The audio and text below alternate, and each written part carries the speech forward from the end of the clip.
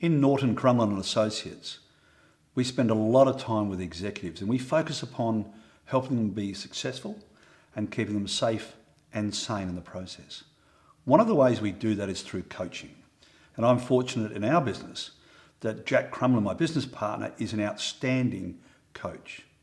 In this video, we'd like to explore the concept of coaching with you and give you some insights about the process, what the expectations might be, and the benefits that you should get from it. So Jack, let's talk about coaching. And I've just got this scenario in my mind where the boss comes up to you and says, Roger, I think you need some coaching. And you've got that instantaneous response as, oh my gosh, is it a good thing or a bad thing? And what do I do next? Who do I talk to? How do I think about it? How do I approach it? So let's go from that moment, that first moment when I think I need a coach or someone suggests I might need a coach. What happens, Jack? Walk us through the process, that early phases of that coaching experience. It's such a great comment, and that invariably is exactly how it may actually transpire. Or it may be someone from the HR community as part of a leadership development program where coaching is a key component of that. But if you've never worked with a coach before and you're faced with that sort of scenario, potentially your first reaction might be that, oh, I'm in a bit of strife here, I'm in a bit of trouble. Whereas hopefully it's actually nothing to do with that. Hopefully it's a development opportunity for you.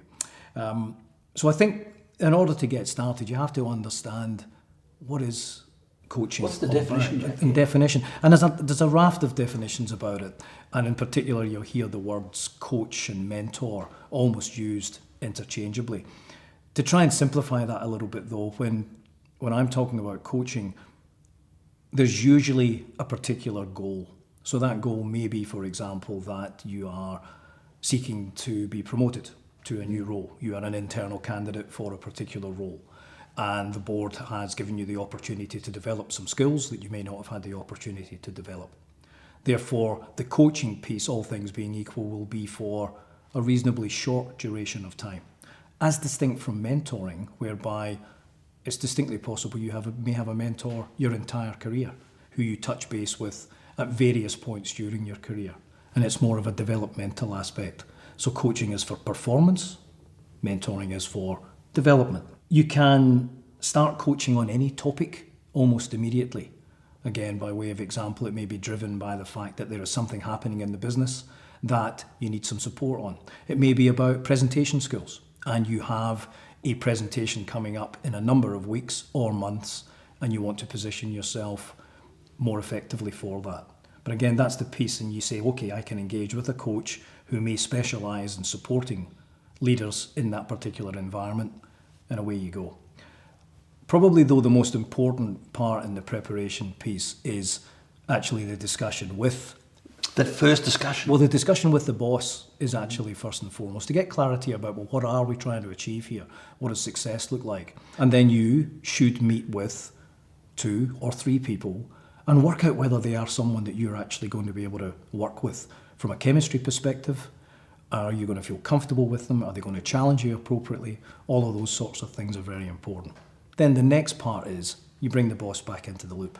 And again, a distinction between coaching and mentoring is that in coaching, it's fundamental that the person to whom you report is in the loop, so that the scene can be set in terms of what are the business outcomes that we're trying to achieve. Whereas in a mentoring aspect, that person shouldn't be involved in it. At one end of the spectrum, it can be very much purely and simply about business. How do you conduct yourself at a board meeting? It can be something like that. At the other end of the spectrum, it may be more about work-life balance aspects. It might be more about you as a whole person. And I think being able to decide where you want to get some support in that particular spectrum is really important, because it may well be that one person, one particular coach is well suited for one, but perhaps less suited for the other. At the end of the day, this is your choice about who you want to work with. So you certainly shouldn't feel that, the first person that's presented to you, you should select them. You should be very discerning about it. It's an important relationship over a... And sensitive topics, no doubt, come up, Jack. So the large piece of can you trust the person, confidentiality and so forth, even though you do have that triangulated relationship. It is a confidential discussion. However, you have to have an alignment to what the business is trying to achieve. certainly in the work that we're involved with. And therefore having the boss involved at the outset and at a particular point along the way to say, are we still on track? Are things actually working? And my simple rule of thumb is that it remains a confidential conversation unless the person who's being coached agrees otherwise. But again, it very much goes to how you set it up. What's the sequence? Is there a process or is there a pattern to how you coach your participants? Yeah, again, from my perspective, the work that has been most successful is that you align the coaching to the reality of the person that you're working with. So in our business, we offer what we call real-time support, and therefore to be flexible around the demands of the business drivers that are going on. So that you can be, for example, involved leading up to a key event, a board meeting presentation, a panel interview, those sorts of things. So you flex and adjust accordingly so that it lines up with the reality of the person's life. My sense is that that's a far more effective way. And if you are someone who's looking for a coach, it'd be interesting to ask whether they offer you that flexibility. All of these are tips and tricks, Jack, to getting the most value out of that time investment and money investment in coaching. What should I expect to do as an individual if you're my coach? What would you be looking at me going, Roger, you should do this as part of this process? So first thing, absolutely fundamental, you need to turn up. Complex. Right? But it sounds a bit trite, but the number of occasions where a person may choose not to turn up physically, or they turn up but they're not actually present because they haven't actually done the thinking prior to it. One of the, I think, most valuable coaching relationships from the coachee's perspective that I had was with a particular individual who 3 days before our catch-up would send a short note saying, here's the 3 things that are on my mind. I'd like to actually discuss these in this order and get your perspective. So that allowed us to get right to the nub of the issue very quickly and for him to maximise the value that he got out of it. So you've got to do some work. You also have to bear in mind that there will be a frequency of these aspects, and therefore you need to do work for the next one. There will invariably be some homework, for want of a better expression, that you should do. And unless you want the next session to be exactly the same as the one you've just had, you're not making progress. You're not making progress. And again, that comes back to that definition of coaching, because one assumes that you've got a particular goal in mind that you're trying to achieve. So it's very much, I think, the onus and the accountability is on the person who's being coached to do the homework, to turn up, to be focused, and to have thought about really what they want to get out of each interaction that they're having with the coach. So there's some firmness, Jack, that must be in some of those conversations when people haven't prepared. At some point as a coach, if you're doing your job properly, I'm assuming, you'll be having some frank conversations about whether this is working or not. So I should expect, if I'm not pulling my weight in this conversation, that we'll have to recalibrate. Absolutely. And I think that's a very important piece of the construct of a coaching arrangement as well. You're not married forever. Therefore, it's really important to have some review points during whatever period you've agreed to. That maybe at the end of 3 months, the parties sit down and you actually test and say, is this working? Are we getting the value for the organisation and for the individual out of it? And that may also be a point where you bring the boss back in. Back to the triangulation. That's right, and the boss, she could actually say, this is really working. We're seeing a bit of a difference here. Or actually the roles change, we're going to have to shift focus. So you continually revisit the relationship to make sure that it's still adding value.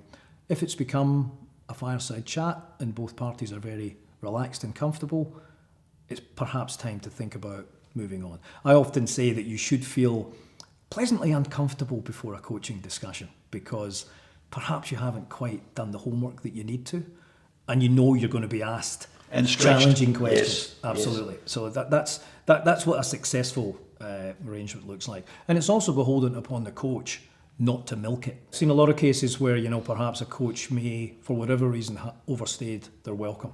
I think the sign of a good coach is that he or she will say, you know what, I think we're done. I think another piece is how courageous that you should be as the coachee. My standard approach would require that there are interviews with people in your orbit. And indeed that may also be clients, that may be external people, it may be board members, it may be members of your leadership team, it may be people who report to you. And you should expect that your coach is going to get feedback from those individuals and present it to you. And feedback's a gift, but nevertheless it can be quite challenging to hear it. Jack, you're talking about courage in coaching. Yeah. Got a couple of stories there to match great courage being demonstrated? There are a lot of stories. I think the one that really stands out for me as someone who did something quite incredible, actually. This was a female leader who had been courageous enough to go and get the feedback, as I suggested earlier. And it wasn't that flash. There were a number of issues and challenges associated with it. She decided that the way to deal with that was to share it, was to send it to quite a broad audience. She didn't know from whom necessarily the feedback had emanated. And she sent this beautiful worded note saying, firstly, thank you, and then said, I need your help with this, because these are obviously important issues. They are clearly blind spots for me, and I would really value some input on this. That for me is the mark of a very courageous leader and someone who took something on that came through a coaching assignment and really took action with it. That's really special. Sense of comfort that in fact an opportunity to have a coach is actually, it could be a career-defining opportunity. Absolutely. A real advancement if it's used and applied properly. That's right. But I think the big message is it's not something to be taken lightly. It's something that you should absolutely do the preparatory work required, and then continue to do that on an ongoing basis throughout whatever duration you've agreed you're going to work on. We hope you found this video on coaching useful. Please connect with us and let's continue the conversation about the value of coaching to you and your professional development. Thank you.